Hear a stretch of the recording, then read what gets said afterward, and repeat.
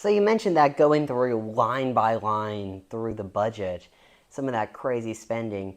I was looking through a few of the caucus's posts and I saw the DEI spending. Can you explain what that is and why you're opposed to it? Yeah, well, so it stands for diversity, equity, inclusion. Yeah, that was one of the many things that we kind of found. Over $7 million are being spent on DEI at public universities. That's taxpayer money that is being spent on these programs.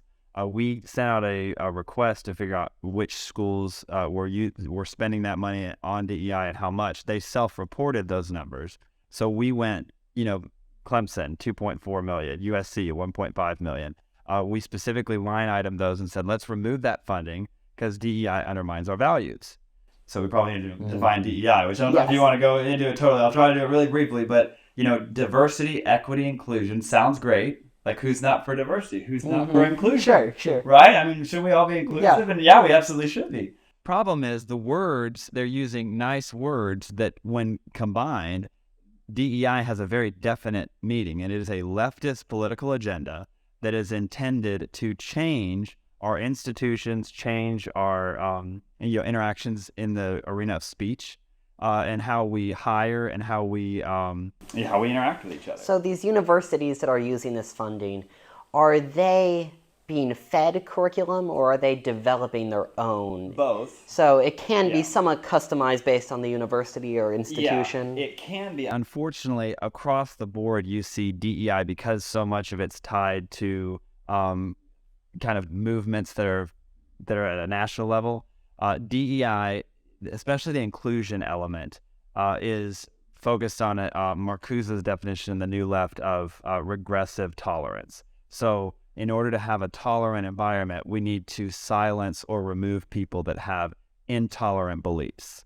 Well, unfortunately, that's a lot of religious communities that believe this is right and this is wrong. Well, that's intolerant. So what we need to do is we need to remove those influences, silence those because those are intolerant, to have a really tolerant environment. So once again, the irony, it's the exact opposite of what it claims to be. Equity is just on its face flawed. It's not an American value. Equality of outcomes is not an American value. Equality of opportunity is an American value.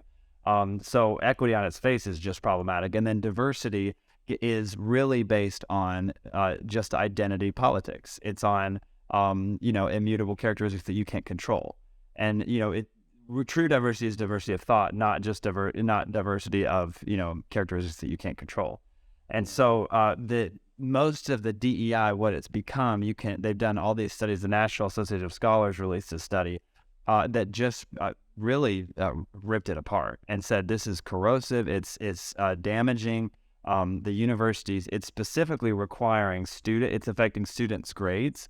They have you have to write out your commitment to diversity, equity, inclusion. Well, it's leftist values that a lot of pretty much any conservative is going to disagree with. You have to write out your commitment to those and why it's great, or else you get dinged in your grade. And even worse than that, that's bad enough.